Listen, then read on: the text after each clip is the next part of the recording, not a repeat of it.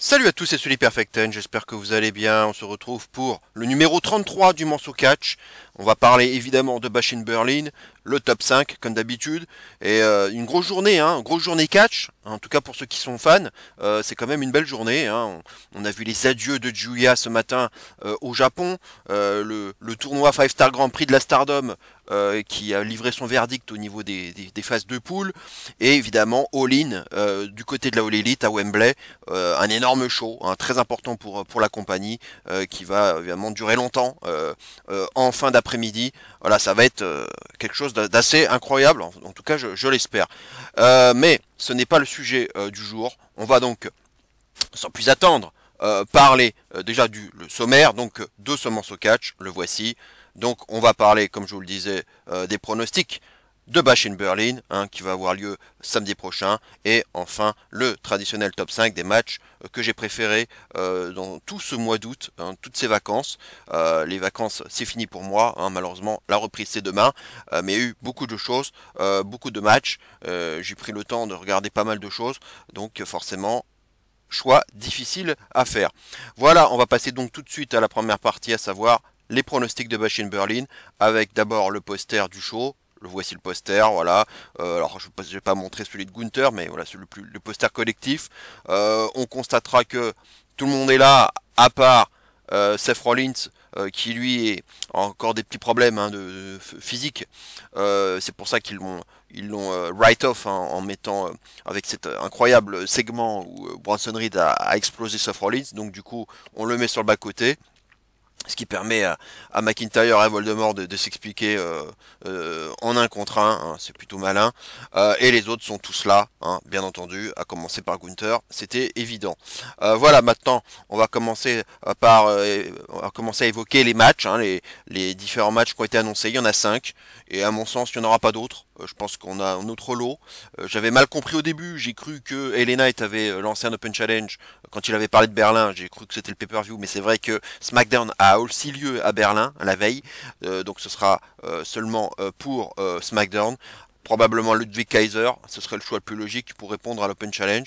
Ce sera très intéressant de voir ça, et notamment la réaction du public face à un face d'ailleurs comme LA Knight. On verra si le public sera partagé ou non. Voilà pour la parenthèse. Et je pense que voilà, en 5 matchs, ça suffira. C'est le petit format secondaire, des pay-per-view secondaires. Voilà. Et d'ailleurs, j'ai pas trop parlé donc du coup de pourquoi est-ce que je disais à l'Est rien de nouveau. Bah parce que bon, on a encore à faire là un show dit secondaire, ou un bi-pay-per-view, quoi, parce que c'est vrai que là on sort de SummerSlam où il s'est passé beaucoup de choses, les histoires ont avancé, il y a eu beaucoup d'événements, et là bah, on va retourner sur quelque chose de peu plus plan-plan entre guillemets. C'est vrai que c'est un peu le backlash, c'est un peu l'équivalent de backlash, puisque backlash ça suivait WrestleMania. Donc forcément un show important. Et là c'est pareil, Berlin ça suit SummerSlam. Donc je pense qu'on va être sur quelque chose qui risque d'être un peu plus filler. Donc c'est pour ça que je disais à l'Est rien de nouveau, parce que c'est vrai que on a l'impression que tout le monde va avoir à peu près les mêmes pronostics sur tous les matchs, et qu'on va pas être très surpris à l'arrivée, et qu'on va avoir l'impression à la fin d'avoir vu un pay-per-view, je dirais, sympa, mais sans plus, avec de l'ambiance, certes, comme il y a pu avoir à Lyon, mais au niveau des résultats, bon, et au niveau de la qualité des matchs, bon, ça va être sympa, mais bon, on verra ce que ça va donner, mais c'est possible aussi que l'ambiance finalement soit l'élément qui va ressortir le plus par rapport au match, même si en soi il y a quand même quelques affiches intéressantes. Je pense qu'il y en a qui peuvent quand même franchement permettre d'avoir quand même de belles choses dans le ring. On verra, on va détailler tout ça. Mais voilà, j'ai un peu peur malheureusement que bon dans une semaine, lorsque je ferai la review, je vous dise c'était un show sympa, mais quand même assez filler, il s'est pas passé grand chose, voilà, les histoires n'ont pas avancé des masses, les champions ont conservé leur titre, à part peut-être un, voilà, j'en reparlerai, mais c'est tout quoi. Voilà, donc bon, j'espère quand même que j'aurai des choses intéressantes à dire la semaine prochaine, mais c'est vrai que je pars pas des plus enthousiastes et des plus optimistes par rapport à ce qui pourrait se passer là, parce qu'on maintenant on est commencé à être habitué avec Triple H. C'est la pause, la pause, oui, on va être sur un format un peu plus live event quoi. Donc il faudra pas s'attendre à des grands bouleversements.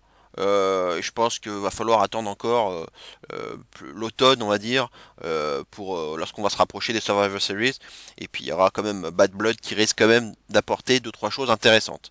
Bref, voilà, on va commencer donc par le premier match, à savoir Highladon et Alba Fire, The Unholy Union, hein, l'union contre nature, contre Jade Cargill et Bianca Belair pour les titres par équipe. Donc ils ont ajouté ce match là en fin de semaine. J'étais un peu surprise, je dois dire. Même si bon, donc, Bianca était sur le poster, mais ça veut rien dire. Mais j'étais pas sûr de voir ce match à Berlin parce que bon, ça semblait être bien établi pour être en weekly tout ça. Il y a eu plusieurs opportunités. On a vu le triple threat, la Raw là, pour les titres. Victoire en opportuniste d'Alba Fire et Ayla Down. Là, on avait vu un squash, ou semi-squash, en 2 minutes, on va dire, de Jade Cargill sur Alba Fire. Bon, ça m'avait un peu énervé, mais voilà. De toute façon, les matchs de Cargill en un contre un, forcément, ça ne va pas durer trop longtemps. Elle a gagné assez vite, donc on se doutait qu'il allait avoir un rematch pour les titres. Et voilà, quoi, c'est chose faite. Il y a eu ce 3 contre 3 à SmackDown, là, avec donc toutes ces filles plus Blair Davenport du côté heel et Naomi du côté face. Victoire des face avec Naomi qui a fait le tombé sur Davenport. Hein, du coup, elle a pris sa revanche sur leur match précédent. Voilà, on a vu un petit peu de tension aussi entre Alba Fire Aladdin et Blair Davenport. C'est quand même un trio qui est né depuis pas longtemps, hein. Il y a juste 2-3 semaines, hein, pas plus.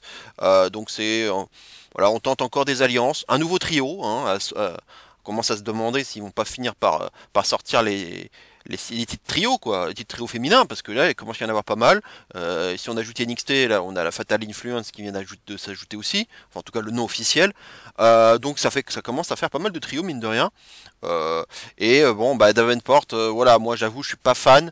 Ses débuts à la SmackDown sont pas glorieux, et in-ring ça suit pas des masses. Son match contre Naomi était pour moi à la limite du catastrophique, hein, vraiment, vraiment, vraiment, et des deux côtés, hein.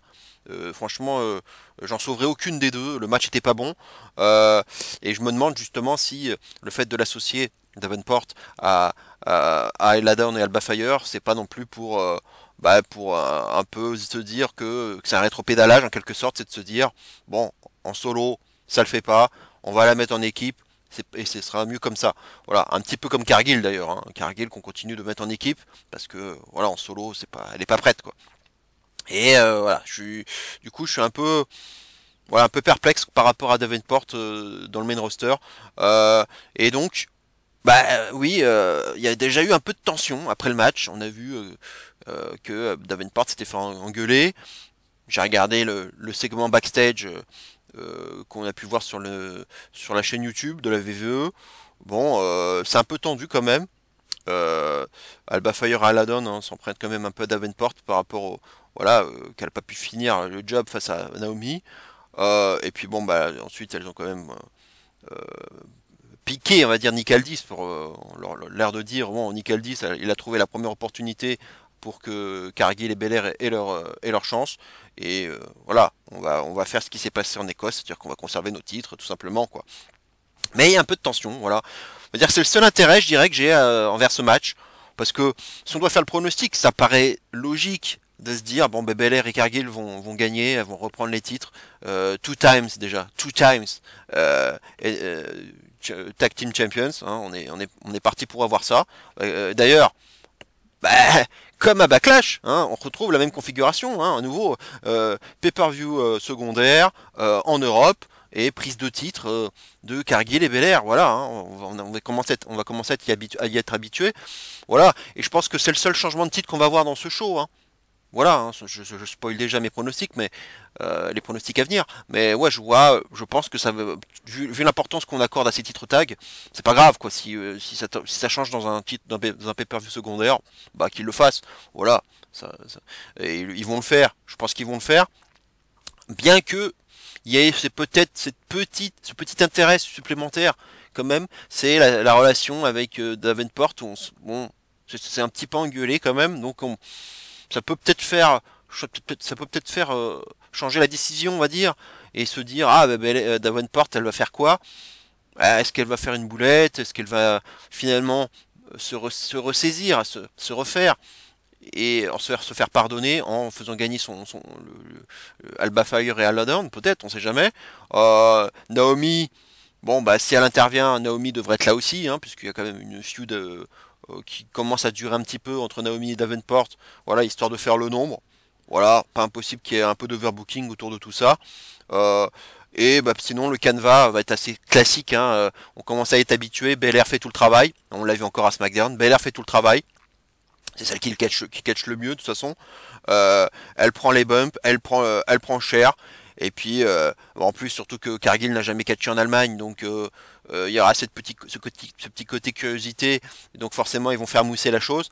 Et donc, bah, c'est elle qui va hériter du hot tag, Cargill. Et puis le public va popper. Hein, ça a bien fonctionné. Hein, là, à Washington, là, à SmackDown, ça a bien fonctionné. Hein, son hot tag.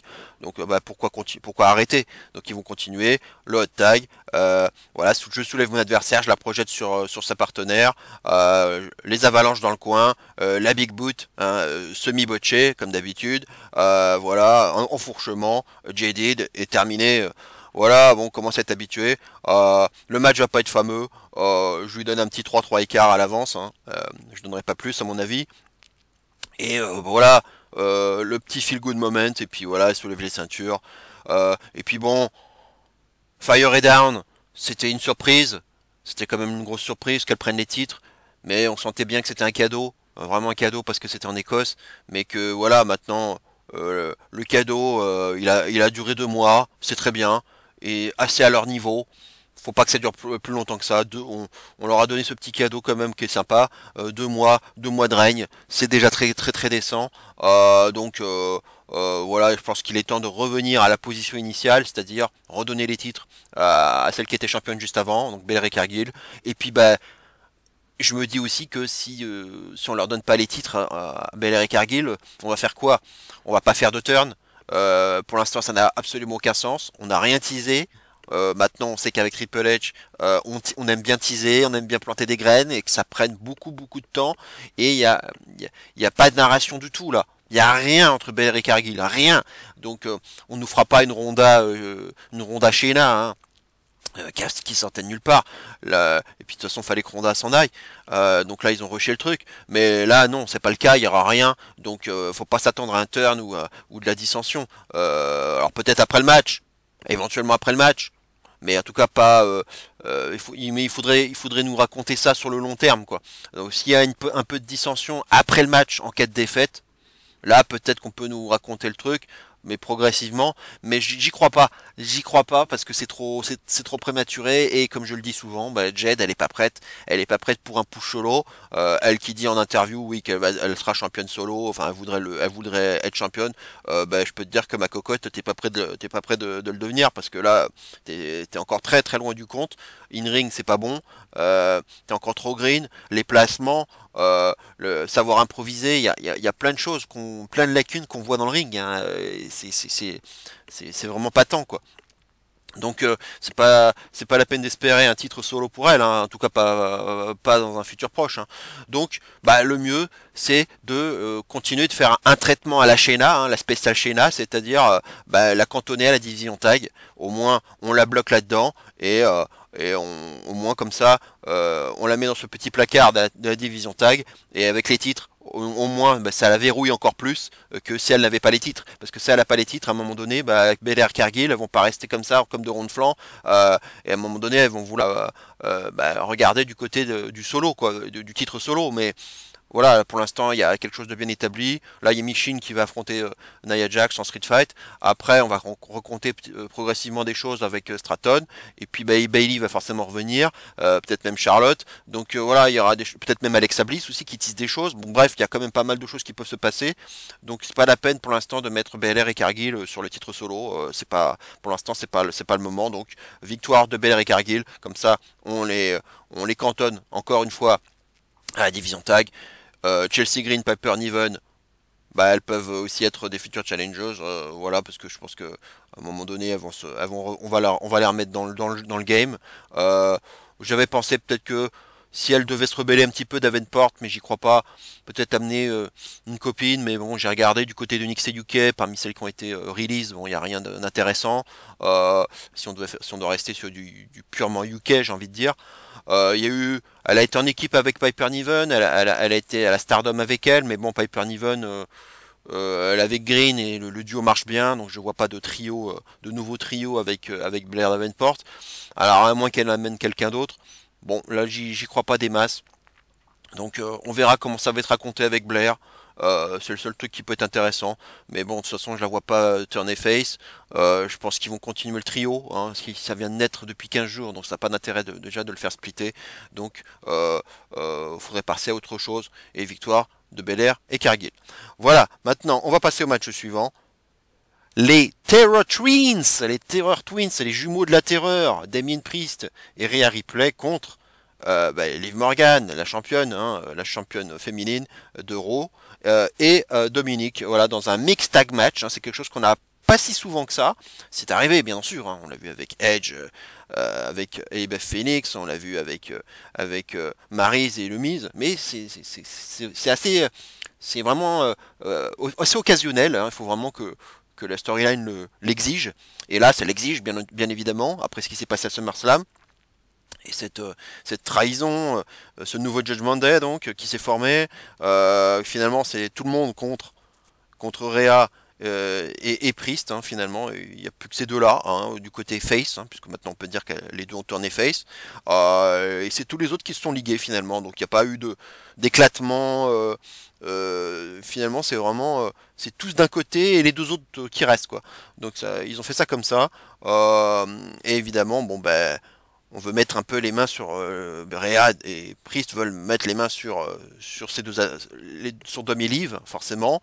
Dom s'est un petit peu expliqué, j'attendais des explications justement sur ce turn, bon, qui disait que il se sentait un peu, je dirais, castré hein, par Rhea et que avec Liv il se sent un peu plus libéré. Il peut faire un peu ce qu'il veut, manger des chicken wings, il peut jouer aux jeux vidéo, voilà. En fait, il se sent, je dirais, peut-être un peu plus homme, et du coup moins castré. Et avec une femme enfant comme Liv, il a l'impression d'avoir un peu plus ce sentiment dominant que lorsqu'il était avec avec Rhea. C'est un peu comme ça qu'on pourrait interpréter les choses, quoi. Donc pourquoi pas, ça peut avoir du sens. Je reste quand même un petit peu perplexe parce que je trouve qu'il manque encore à mon sens, un petit élément par rapport à la relation entre Finn Balor et Liv Morgan. J'ai l'impression qu'il y avait quelque chose, toujours avec cette histoire de passe d'hôtel, mais bon, est-ce qu'on va un jour nous le développer ou pas? Bon, on verra. Ça n'a pas été développé, mais bon, pour l'instant, à moins qu'ils veuillent vraiment qu'à un moment donné, ce soit Dominique qui soit trahi par Liv et Balor. Mais j'ai pas envie pour l'instant de voir un Dominique turn face, hein, certainement pas. C'est le mec le plus détesté à la VVE actuellement. Donc j'ai pas envie qu'il le fasse. Et il est trop maintenant il est trop détesté et ce serait pas une bonne idée je pense de le refaire turn face quoi. Voilà et finalement c'est peut-être l'un des matchs les plus indécis parce que c'est vrai que mine de rien je trouve qu'il y a beaucoup de victoires face en perspective dans ce pay-per-view. Et je me méfie toujours quand il y a beaucoup de victoires qui penchent d'un côté, c'est-à-dire soit que des victoires face ou que des victoires heel. Donc je me dis, hein, ça sent pas bon. Alors du coup, moi je partirais vers une victoire des face. Pour moi, à la base, logiquement, moi j'irais plutôt vers Priest et Rhea, parce que les deux se sont fait enfler à SummerSlam. Priest a perdu son titre, Rhea n'a pas pu récupérer le sien hein, à cause de Dominique. Donc essuyer un nouveau revers dans deux pay-per-view consécutifs, ça me paraîtrait, ça ferait beaucoup, je trouve. Et il faut penser au stade suivant, c'est-à-dire Bad Blood, avec forcément il y aura deux, je pense, Hell in a Cell qui vont avoir lieu, et je pense qu'on risque d'avoir un Rhea Ripley contre Liv Morgan dans la cage, et donc pour ça, il faudrait un petit peu se dire, donner un peu de momentum à Rhea, et qu'elle fasse la décision. Je pense c'est davantage Rhea qui va gagner, je pense, que Priest. Priest, il n'a pas forcément besoin de faire le pin sur Dominique, ça lui apportera rien, et il fera pas le pin sur Morgan. Voilà. Pour moi, il n'y a que deux possibilités. Soit Rhea gagne sur Morgan, ou soit Rhea gagne sur Dominique, puisque effectivement, ça pourrait. Maintenant, on sait que dans les matchs mixtes, les femmes peuvent frapper les hommes, peuvent porter une prise sur un homme, mais on voit pas l'inverse. Voilà, il y a eu cette exception, on va dire, avec Corbin qui avait porté son Reign of Death sur Becky Lynch. Mais sinon, on frappe pas, donne pas de coup de poing, donne pas de coup de pied. On peut éventuellement, oui, porter une prise. Mais bon, généralement, ce sont les femmes qui frappent les hommes, à la VVE en tout cas, et pas l'inverse. Donc, on peut avoir un Riptide de Rhea sur Dominique, et avec une position un peu suggestive, hein, on va dire, comme elle aime le faire, pour montrer sa domination sur Dominique, et puis qui ferait aussi écho à sa petite phrase un peu voilà, un peu coquine, on va dire, en dessous de la ceinture, qu'elle avait faite, son allusion, il y a quelques jours de cela, quoi. Ça pourrait faire sens. Mais sinon, tout simplement que Rhea fasse le pin sur Morgan, histoire de dire ah, j'ai battu la championne, donc tu me dois un match de championnat. Et c'est moi qui déciderai, et c'est elle qui va forcément, parce que je pense que c'est plus la face qui doit le dire. Je décide, ce sera dans un Hell in a Cell à Bad Blood, et comme ça, il n'y aura pas d'intervention du Judgment Day. Ça sera toi contre moi, et ça fera peur à Morgan, parce que le but ce sera de lui faire peur. C'est pour ça que ça me semble mieux que ce soit Rhea qui annonce sa décision plutôt que Liv. Je le vois comme ça. Donc, alors forcément, il risque d'y avoir peut-être une intervention du Judgment Day à l'extérieur, mais c'est là que peut-être que Jey Uso et Sami Zayn pourraient revenir pour faire un peu le nombre. C'est pas impossible aussi. Donc il peut y avoir un peu d'embrouille autour du ring.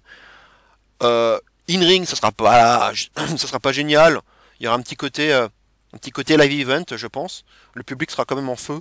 Parce que le public, en plus ça va être le public allemand aussi qui va être, je pense, très sonore et qui va bien popper pour les faces, et puis qui va bien huer Dominique. Donc ça va bien fonctionner. Et donc victoire. Bon, je perds ma voix, je suis désolé. C'est en direct, hein. C'est comme ça. Donc j'ai essayé de faire vite. En tout cas, voilà, victoire des Terror Twins. C'est mon pronostic.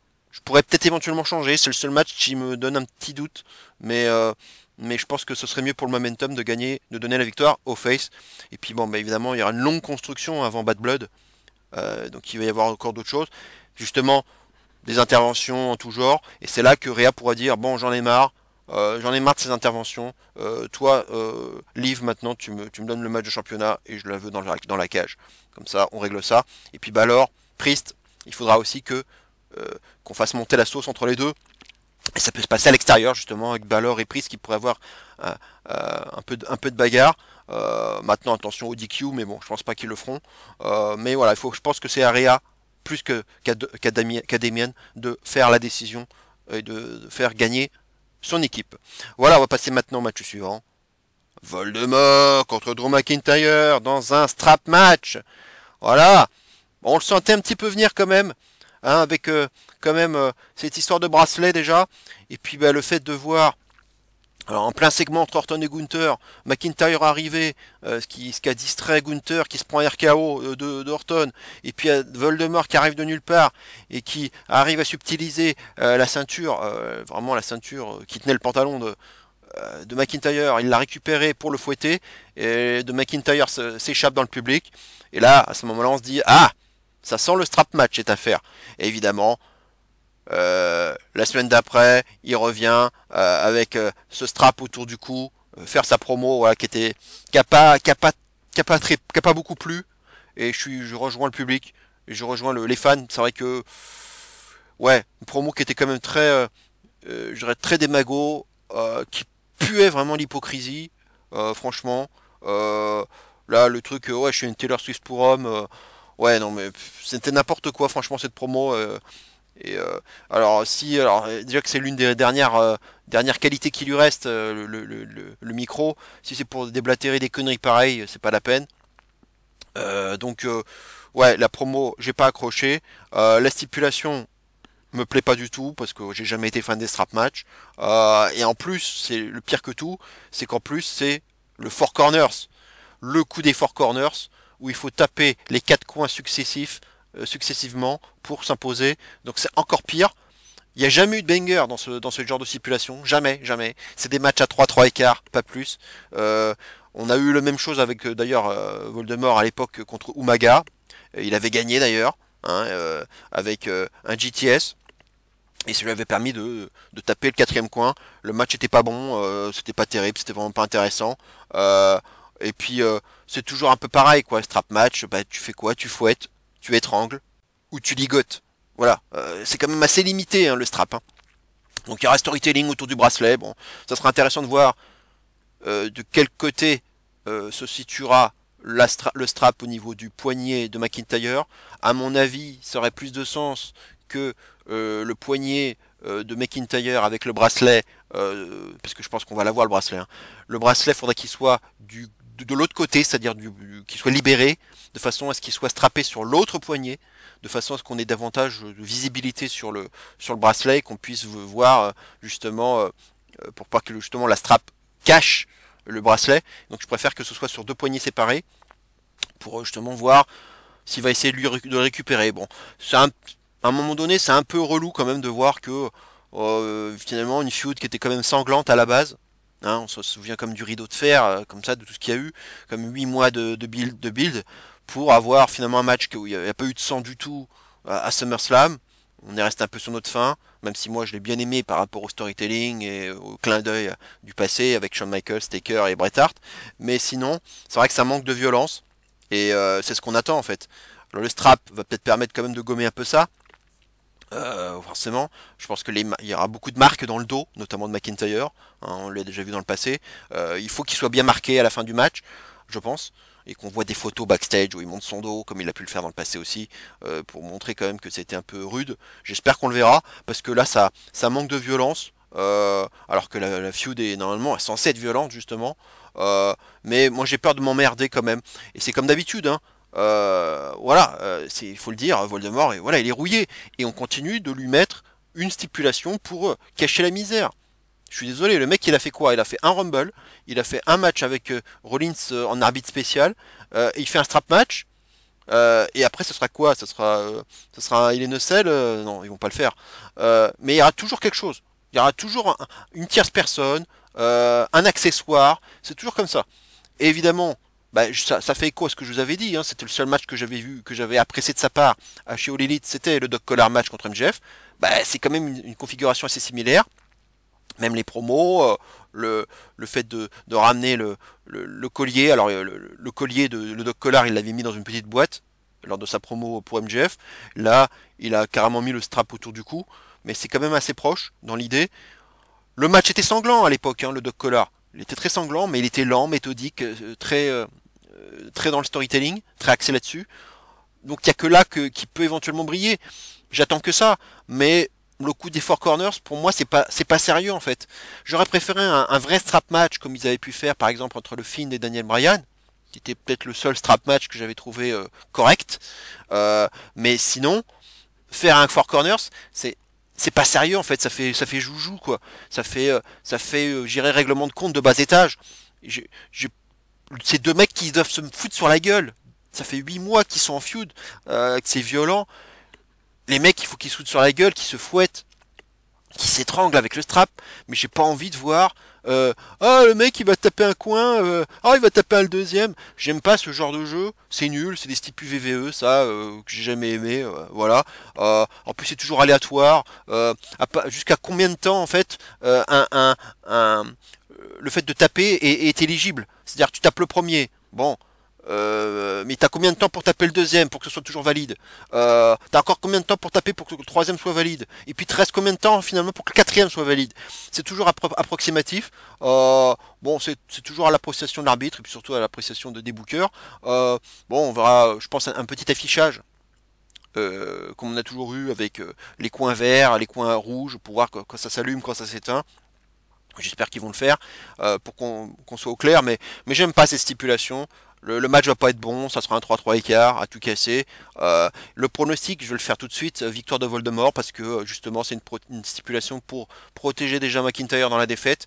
Et puis en plus, bah, il a perdu à SummerSlam, Voldemort, donc il faut qu'il se refasse, qu'on ait le 1 partout, et qu'on puisse avoir la belle plus tard. Et justement, ça a été intelligent d'avoir finalement write-off Seth Rollins, qui aura en plus lorsqu'il sera de retour, il aura de toute façon des comptes à régler avec Bronson Reed, donc il sera occupé. Et pour l'instant, ça permet tranquillement de faire avancer et même de terminer la rivalité entre ces deux-là.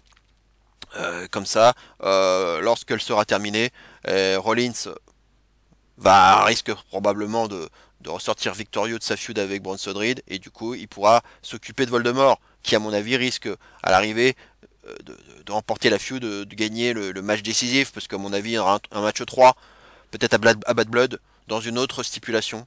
Hein, puisque de toute façon il faudra toujours cacher la misère lorsque Voldemort sera dans le ring, hein, maintenant on est habitué, il n'y aura jamais de match en 1 contre 1 simple.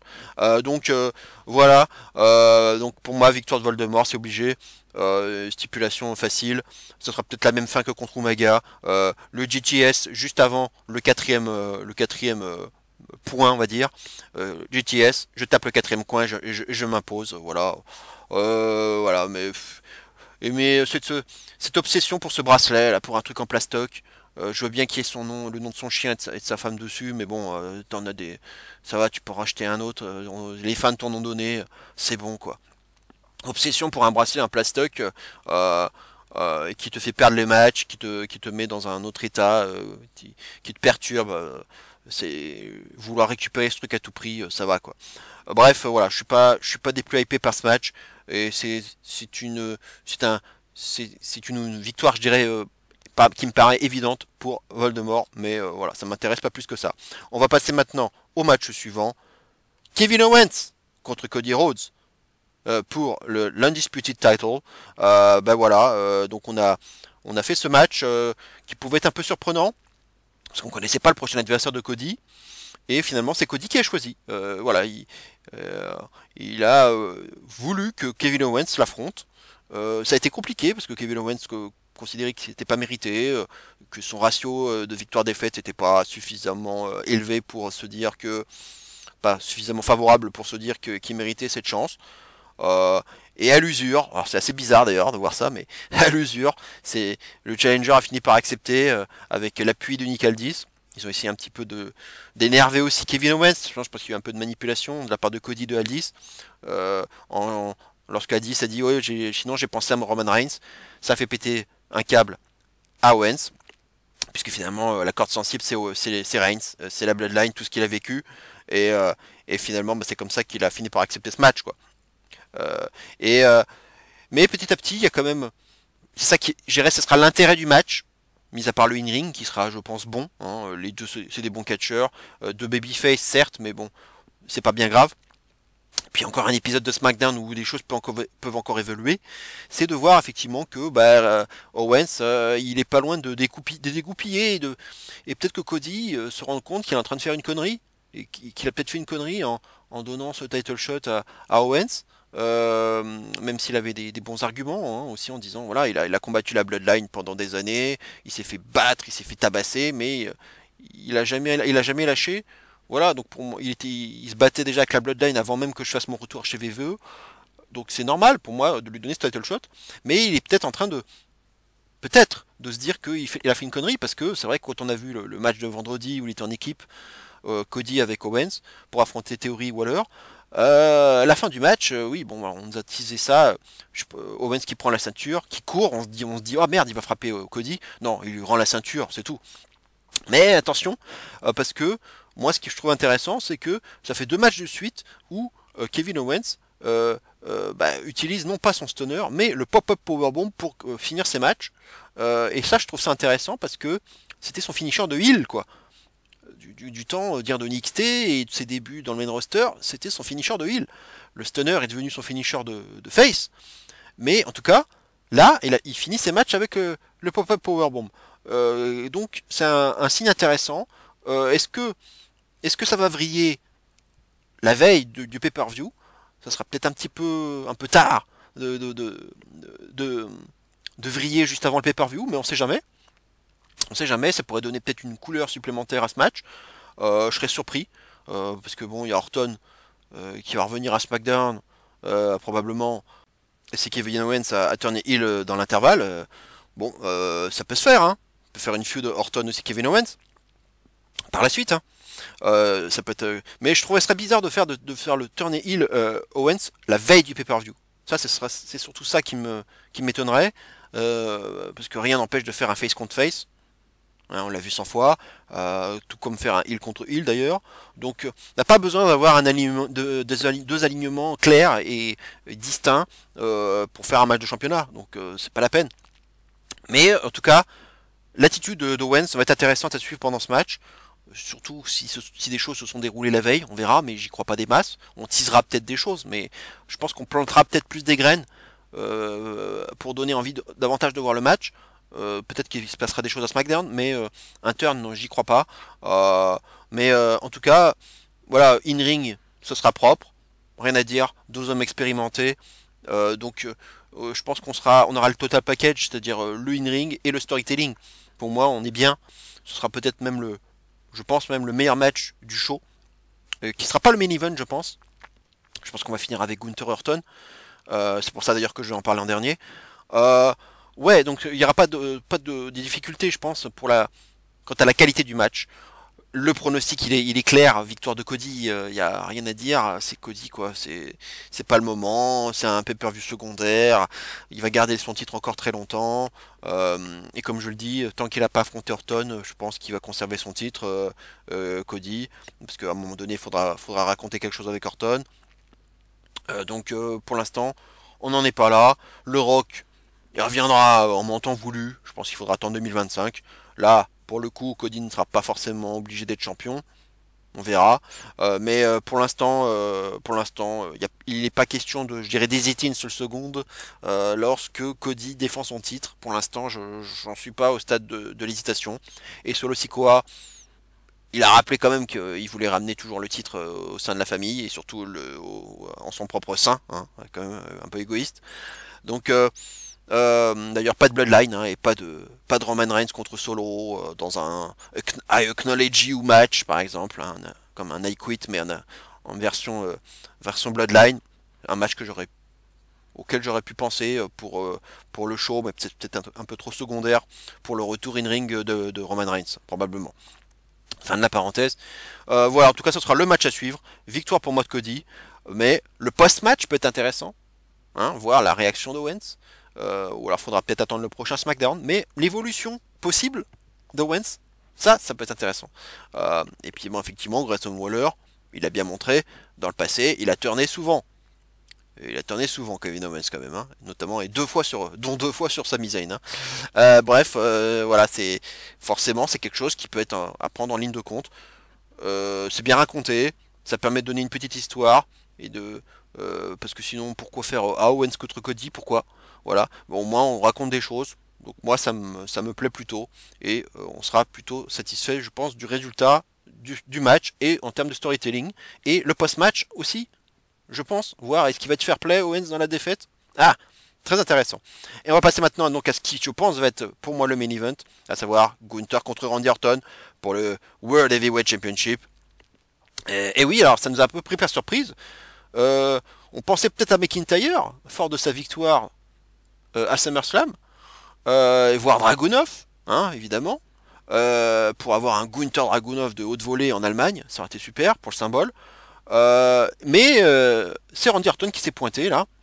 Et effectivement, faut pas oublier qu'à l'issue du match du King of the Ring et ce fameux botch arbitral, l'épaule levée d'Orton, en conf de presse, hein, je vous l'avais rappelé d'ailleurs dans ma vidéo, dans ma review de King of the Ring, de King and Queen of the Ring, je l'avais dit que Triple H avait dit que Gunther aura certainement envie de faire un rematch et de gagner cette fois-ci dans les règles, hein, en gros, et que si l'occasion se présente, eh ben faisons-le, quoi. C'est ce qu'il avait dit, Triple H. Eh ben, ils l'ont fait. On avait commencé un peu à oublier ça, mais ils ont fini par le faire. C'est bien aussi de rebondir sur des botches et d'en faire finalement un vrai match, quoi. Et de booker un match dans un pay-per-view à partir finalement d'un botch. C'est plutôt bien, chose qu'on n'aurait jamais vue sous Vince, hein, je pense. On a exposé les choses, clairement. On n'a pas mis ça sous le tapis. Alors c'est pas c'est pas comme Ronda et Becky, lol. Mais là, on expose les faits. On dit voilà, tout le monde l'a vu, l'épaule est élevée, et voilà, on refait ce match. Donc Donc pourquoi pas, j'ai envie de dire. Il y a quand même une stipulation, alors ça n'a pas trop été évoqué, mais alors c'est indiqué en tout cas sur le Wikipédia du pay-per-view, mais il y aurait visiblement une stipulation, même si on n'en parle pas trop à l'écran, c'est que si Orton gagne, il sera transféré à Raw et que Gunther, au contraire, lui sera retransféré à SmackDown. Alors, c'est à confirmer, en tout cas, c'est ce qu'indique Wikipédia.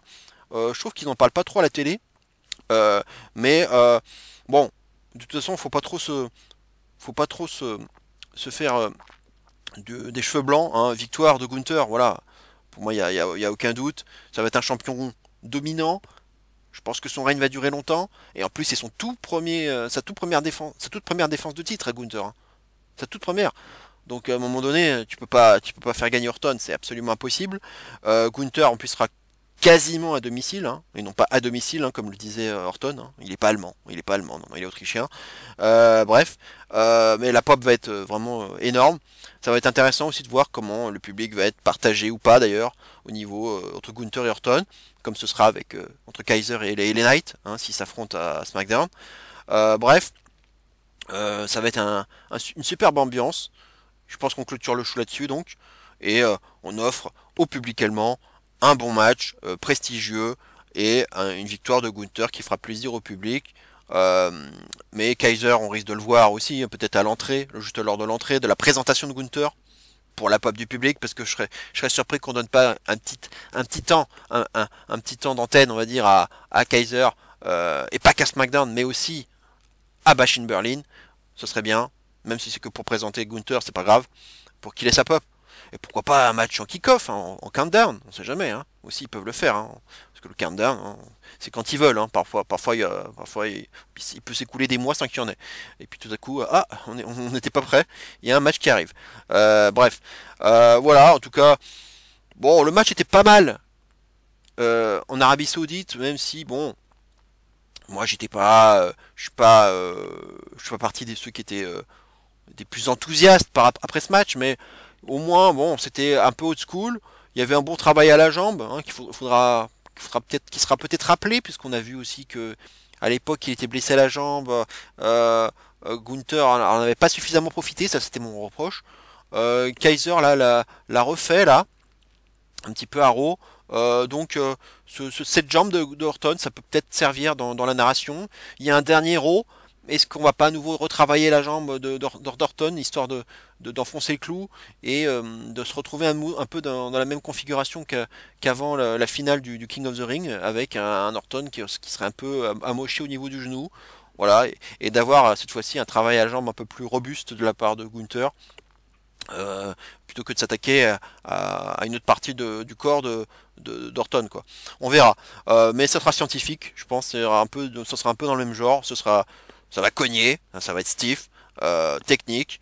Ça va durer un bon moment, je pense, ce match. En plus, c'est le main event. Et, mais alors, je pense pas qu'ils vont oser refaire un finish à la mort moelleux.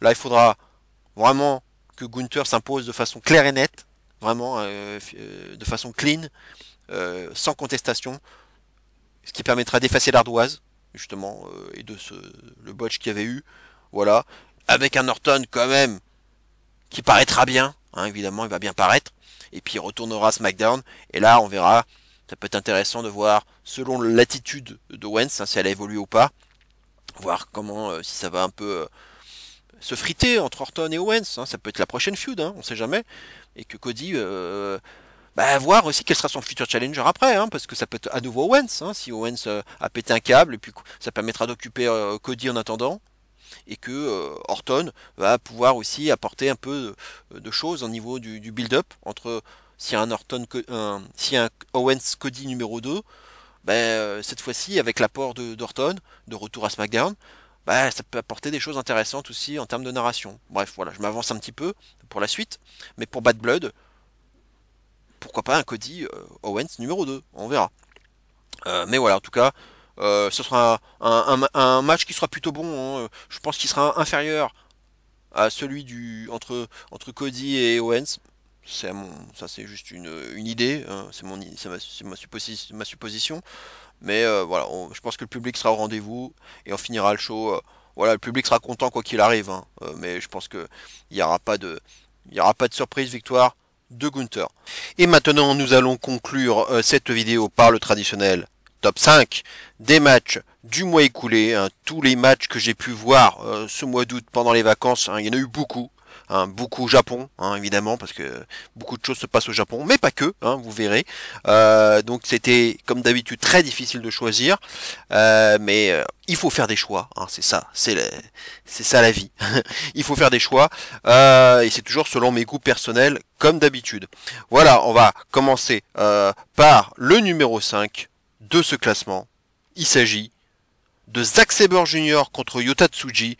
C'était dans le show New Japan G1 Climax 34, jour 19.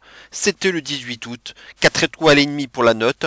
C'était donc tout simplement la grande finale du G1 Climax entre deux catcheurs qui ne l'avaient jamais gagné.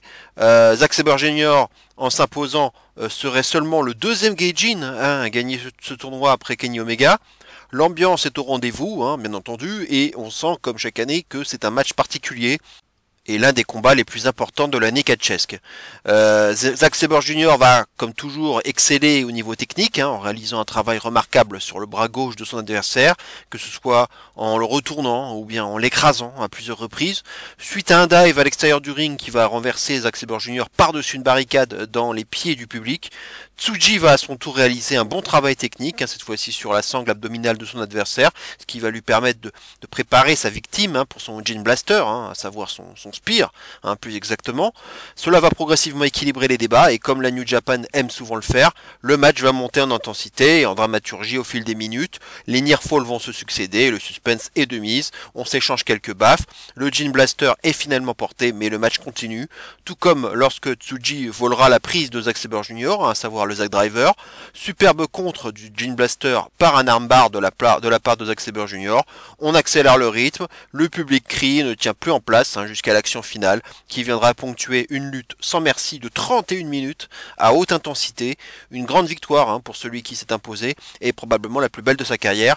À noter qu'il a décidé, hein, le vainqueur, de challenger le champion de la New Japan, à savoir Naito, non pas à Wrestle Kingdom en janvier prochain, comme le veut la tradition, mais dès le 14 octobre lors de King of Pro Wrestling, show qui aura à nouveau lieu dans la même salle que la finale, à savoir le Ryogoku Kokugikan, déclarant, hein, le vainqueur qu'il adore cette salle et que lui comme les fans ne veulent pas attendre si longtemps avant d'aller affronter le champion.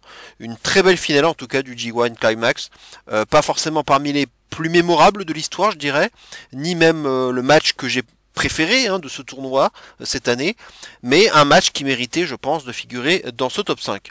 On va passer maintenant au numéro 4 de ce classement. Il s'agit, c'est très particulier, le Grand Prix International 2024 Torneo Cibernetico Match.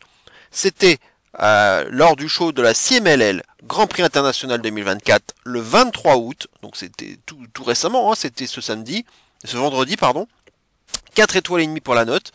Et alors pour les participants, on va quand même les indiquer. Il y avait Atlantis Junior, Esfinge, Euphoria, Mascara Dorada, Templario, Titan, Valiente, Volador Junior, Ultimo Guerrero et Mystico. Ça, c'était pour le Mexique. Et à côté, le reste du monde, avec Akira, Claudio Castagnoli, hein, Cesaro, hein, d'ailleurs ils ont indiqué Castagnoli, bon, voilà, Davey Boy Smith Jr., Ikuru Kwon, Flip Gordon, Kyle Fletcher, Mansour, que vous connaissez très bien, Robbie X, Rocky Romero et Yota Tsuji. Justement, je venais d'en parler, hein, de la finale du G1. Et oui, il est partout, Yota, actuellement. Et voilà, il y a plein de catcheurs que vous connaissez là-dedans, hein. C'est un match, effectivement, qui est tout à fait étonnant, et très différent de ceux dont je vous parle généralement dans mes top 5, hein, comme vous pouvez le voir sur ce visuel, puisqu'il s'agissait là d'une sorte de Coupe du Monde de catch, hein, dans un match à 10 contre 10, à élimination, entre le Mexique donc et le reste du monde. Cette compétition a été créée il y a pile 30 ans, hein, par la CMLL, avec quelques changements de règles, hein, au fil des ans, et des années blanches même, qu'il y a eu de temps à autre, et cela fait seulement 2 ans que la formule du Torneo Cibernetico est de mise. La formule est pour le moins très excitante, hein, elle permet d'avoir de sacrés dream match, d'autant plus que le plateau proposé ici est quand même fort intéressant. On a vraiment l'impression d'être au JO ou en pleine Coupe du Monde hein, de foot. L'hymne mexicain résonne, les militaires sont là avec des chiens, et chacun des pays du reste du monde est représenté par des ambassadeurs hein, qui étaient présents dans l'Arena Mexico. Le match aura duré tout de même 1 heure hein, au total, mais très franchement, il vaut le coup d'œil, rien que pour l'ambiance mexicaine hein, incroyable, et la formule proposée hein, que je trouve fort intéressante et qui mériterait, je pense, même d'être reprise dans une grande compagnie américaine, hein, à mon humble avis. Cela fonctionne en grande partie sous forme de duels successifs. Hein. On s'impressionne l'un et l'autre, on joue avec la foule, on prend l'ascendant sur son adversaire et on passe à un autre duel sans faire de tag. Hein.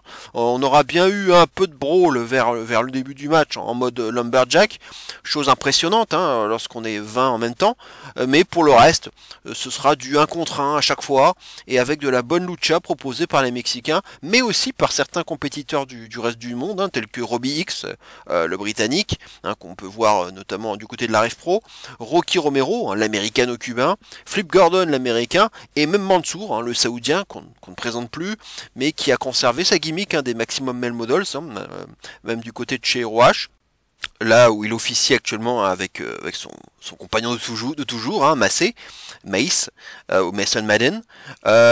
J'ai tout de même été dérouté quand même par la rapidité des comptes de l'arbitre hein, sur chaque tombée, hein, ce qui rend les éliminations quelquefois rapides, mais bon, vu que pour gagner, il faut quand même qu'une équipe élimine entièrement ses 10 adversaires, bah, ils ont sans doute voulu rusher certains finishes. Castagnoli et Davey Boy Smith Jr. ont davantage laissé parler leur force hein, et arriveront à bien figurer dans ce match. Je n'en dévoilerai quand même pas davantage hein, si vous voulez voir ce match et découvrir qui a gagné le trophée. En tout cas, bon, l'après-match est bon enfant. Les 10 vainqueurs célèbrent tous ensemble avec la coupe et serrent la main des perdants. Il n'est pas simple de noter quand même un match si particulier, mais j'ai donné un 4,5 pour le côté, je dirais, différent, le bon catch proposé, la très chaude ambiance mexicaine et l'excitation quand même de voir quelques dream matchs, même si ce n'est que pour quelques secondes. Un match vraiment fun que je vous recommande chaudement. On va passer maintenant au numéro 3 de ce classement. Il s'agit de Shingo Takagi contre Zack Sabre Jr. C'était à nouveau lors du G1 Climax 34, le 18e jour, et c'était le 17 août. 4,5 pour la note. Bah, c'était la demi-finale, hein, cette fois-ci, du G1 Climax. La plus belle des deux demi-finales, hein, aussi bien sur le papier qu'au niveau de ce qu'on aura vu dans le ring. Aucun des deux n'a déjà remporté le G1 et forcément bah, la motivation des deux lutteurs n'a jamais été aussi forte. Comme à son habitude, Sabre va briller au niveau technique, en commençant par s'en prendre au bras droit de Takagi, mais la force et le courage de Takagi vont lui permettre de rester dans la partie. Puis Sabre va changer de stratégie en s'attaquant cette fois-ci à la jambe gauche de son adversaire. Takagi boite, mais il revient à nouveau au courage. Il porte son Made in Japan, mais sa douleur à la jambe l'empêche de capitaliser derrière. Il porte son Last of the Dragon, hein, son autre finisher, mais Sabre s'en dégagera tout de même. Sabre portera son Zack Driver, mais là aussi, on finit avec un nearfall. Le match monte en intensité, les mandales pleuvent, le public embarque et la dramaturgie s'installe. Les 2 dernières minutes sont prodigieuses et l'on finit le match avec un événement rare hein, dans la carrière de celui qui l'a perdu. Takagi aura très bien vendu sa jambe et son bras, et l'alchimie avec son adversaire aura vraiment été quasi parfaite. Une vraie masterclass de catch technique, hein, mêlée à du bon strong style. Ce fut une grande demi-finale, digne du G1 Climax, et qui lui vaut logiquement donc cette très bonne note de 4,5. Et forcément, bah, vu que je vous ai parlé de la finale tout à l'heure, bon, bah, vous devez vous douter de qui a gagné ce match. Mais c'est pas grave. On va passer maintenant au numéro 2 de ce classement. Il s'agit de Mai Sakurai contre Giulia. C'était dans le show Marigold Summer Gold Shine 2024, le 19 août. 4,5 pour la note. Bah ça y est, hein, nous y sommes presque. C'est la fin de l'incroyable carrière de Giulia au Japon, puisqu'il s'agissait ici de son tout dernier match solo avant de dire arrivederci au Japon et de rejoindre la WWE, on le sait. Il lui restera ensuite un tout dernier match hein, bah, qui a justement eu lieu là ce matin, à savoir un gauntlet match spécial dans lequel elle a affronté plusieurs adversaires dans une série de matchs d'1 minute seulement, avec des adversaires pouvant venir de partout, hein, donc les surprises pouvaient être assurées. Hein. Mais avant cela, il y a donc eu ce match contre Mai Sakurai, donc son ancienne partenaire du clan Donna Del Mundo hein, à la Stardom, que Giulia avait prise sous son aile et aidé à progresser. C'était donc hautement symbolique de voir Sakurai challenger Giulia pour son dernier 1 contre 1 au Japon. On sentait déjà beaucoup d'émotions hein, dès les entrées des deux Joshi, ainsi que chez Nanae Takahashi, hein, la fondatrice de la Seedling et la cofondatrice de la Stardom, et membre du roster hein, de Marigold, qui était présente aux commentaires pour l'occasion. Le match commence doucement avant de s'envoyer valdinguer dans le public l'une après l'autre. Évidemment, le mythique panneau hein, qui indique l'Est sera utilisé par Giulia hein, pour fracasser la tête de Sakurai dessus. Hein, c'est la coutume traditionnelle hein, lorsque l'on combat au Korakuen Hall, et histoire de le faire une dernière fois. Le public scandera le nom de Giulia et elle en profitera pour faire une petite danse très disco. Malgré l'amitié pour son adversaire, Giulia n'hésitera pas à se saisir d'une chaise, hein, ce qui lui vaudra un accrochage avec le légendaire arbitre hein, Kyohei Wada qui officiait pour l'occasion. Là encore, c'était tout un symbole. Giulia allant jusqu'à le gifler hein, tout de même. Elle va ensuite porter un pile driver assez sauvage hein, sur Mai Sakurai sur une table qu'elle avait disposée à l'extérieur. Giulia prend du plaisir et joue avec le public une dernière fois, mais se fera aussi contrer par un lancer de saut en pleine figure par Sakurai, suivi d'un crossbody en haute altitude. Sakurai passe à l'attaque et gagne alors en confiance. Elle ira même jusqu'à porter le propre finisher de Giulia, à savoir le Glorious Driver, mais dégagement à 1 de Giulia. Sakurai continue sur sa lancée en portant un STF bien appuyé, à la manière de Masahiro Chono. Giulia arrivera tout de même à aller chercher la corde. Sakurai enchaîne alors les baffes. Giulia lui en demandera encore davantage. Sakurai passera alors au coup de boule. Giulia réussira à porter plus tard sa Northern Lights Bomb, toujours aussi percutante. Sakurai réussira la performance de se dégager non pas d'un mais de 2 Glorious Drivers consécutifs de Giulia, hein, qui n'en croit pas ses yeux. J'arrêterai là pour ne pas révéler la fin de ce match. Une vraie réussite en tout cas. Mai Sakurai aura été parfaitement mise en avant et semble même avoir gagné 3 ans d'expérience dans ce match hein, que l'on pourrait assimiler à un passage de témoin.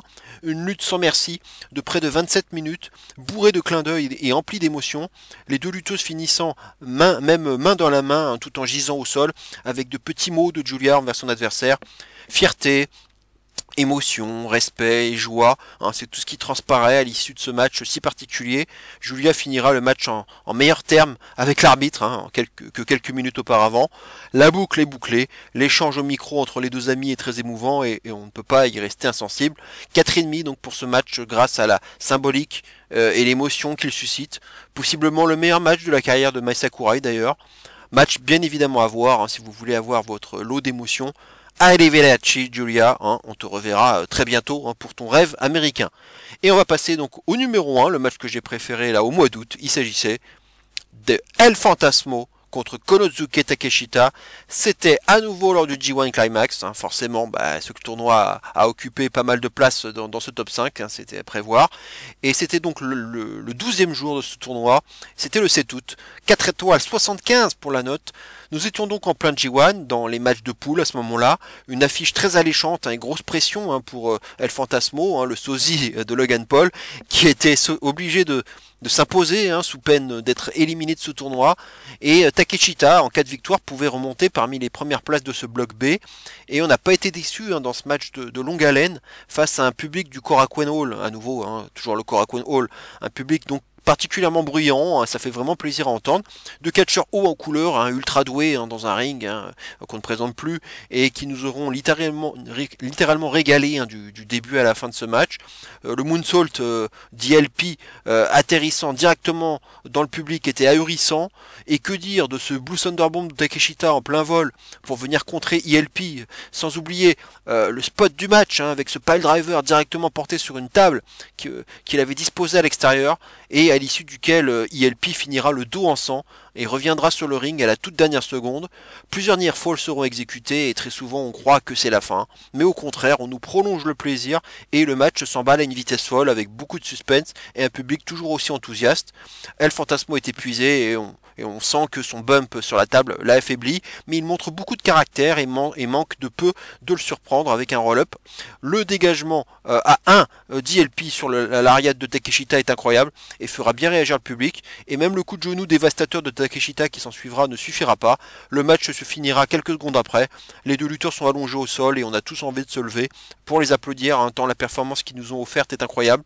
Le geste de respect du vainqueur envers le perdant était beau à voir. En tout cas, quel que fut le résultat de ce match, on pourra dire que le premier G1 de Takeshita fut une réussite. Il est même probablement le MVP de ce tournoi, hein, à mon sens. Quant à ILP, hein, El Fantasmo, son overness est toujours aussi forte auprès des fans japonais et il mériterait d'être récompensé d'un titre solo prochainement. Hein, pourquoi pas le titre junior ou le titre Never. 4 étoiles 75 donc pour ce petit bijou que je vous recommande chaudement. Voilà, j'en ai terminé avec ce top 5 et donc avec ce morceau catch. J'espère que ça vous a plu. N'hésitez pas, évidemment, comme d'habitude, à liker cette vidéo et à vous abonner à ma chaîne si vous ne l'avez pas encore fait. Comme je l'indique, on se donne rendez-vous la semaine prochaine, le 1er septembre, pour la review de Bash in Berlin. On verra tout ce qui s'est passé. On reviendra dessus dans le détail. Hein, et comme d'habitude, je vous dirai ce que j'en ai pensé. En espérant donc ne pas assister à un show trop filler, hein, ça c'est le risque, on verra bien. Voilà, en tout cas, si vous reprenez le travail la semaine qui vient, je vous souhaite bon courage, bonnes vacances si vous l'êtes toujours, et en tout cas, continuez à regarder du catch, à prendre du plaisir, voilà, ça c'est le plus important. Et d'ici là, bien entendu, n'oubliez surtout pas et plus que jamais, vive le catch, et zero miedo. Ciao à tous.